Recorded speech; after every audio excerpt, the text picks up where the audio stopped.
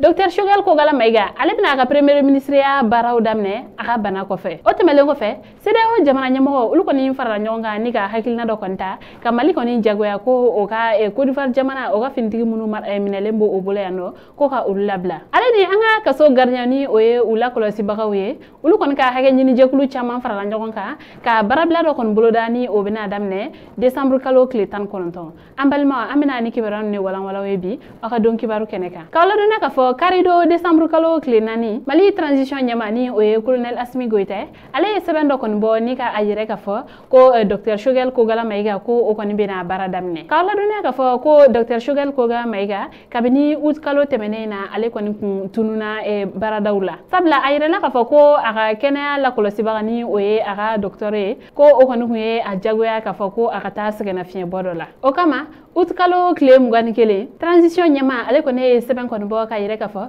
ko colonel Abdoulaye Maïga ko o kɔni bɛna Dr Choguel Kogala Maïga ka o jɔyɔrɔ kɔni ta sɔni a seginni cɛ baaraw kɔni kɛla nin cogoya in na fo kalo damadɔ o kɔfɛ ni waati ninnu kɔni na a yɛrɛla k'a fɔ ko Dr Choguel Kogala Maïga ko a nɔgɔyala kosɛbɛ o yɛrɛ hukumu kɔnɔna la a kɔni taara Kuluba ni ka taa foli kɔni kɛ jamana ɲɛmɔgɔ ye ka o ladɔnniya k'a fɔ ko a kɔni nɔgɔyala ko a bɛ se ka baaraw daminɛ o kama sɛbɛn kɛra ka yɛrɛ k'a fɔ ko a bɛ se ka baaraw daminɛ ni o baaraw yɛrɛ kan ka daminɛ bi tɛnɛndonya in na décembre kalo tile 5 k'aw ladɔnniya k'a fɔ ko colonel Abdoulaye Maïga ale kɔni tora a ka ministeriya la a nɔ la ko nka ko a kɔni yɛrɛla k'a fɔ ko a kɔni bɛ to jamana kɔni ka bolo kan ko ni waati min kɔni na ni Dr Choguel Kogala Maïga ale kɔni ma se ka baara ɲɛ ka sababu kɛ bana ye walima fɛn wɛrɛ ko colonel Abdoulaye Maïga ale kɔni bɛna to ka a nɔrɔ bila kibaru wɛrɛ m'an bolo ka da tulo kan o de ye CEDEAO jamanaw olu ka lajɛrɛba dɔ kɔni kɛla karido décembre kalo tile 4 o lajɛrɛ in kɔnɔna la u ye a yɛrɛ k'a fɔ ko u kɔni bɛna ko suguya bɛ kɛ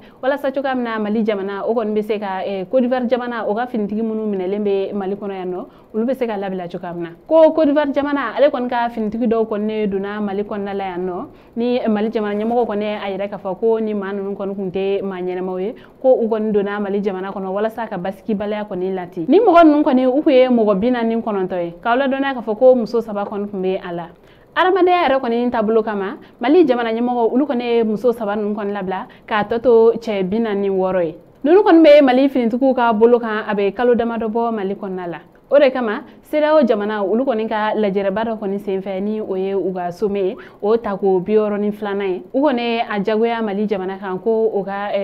Côte d'Ivoire jamana ka o ka finitigi ninnu labila ko walima ko u bɛna ɲangilibere dɔw ta Mali jamana kama CEDEAO jamana olu ka ni lajɛrɛ yɛrɛ kɔni fɛnɛ kɔnɔna la u tilala k'a yɛrɛ k'a fɔ ko u kɔni bɛna jɛkuluba dɔw kɔni sigi ni o jɛkulu ninnu kɔni tɛna dabɔ fɛn wɛrɛ kɔni kama jatigɛwale tabaw olu kɛlɛli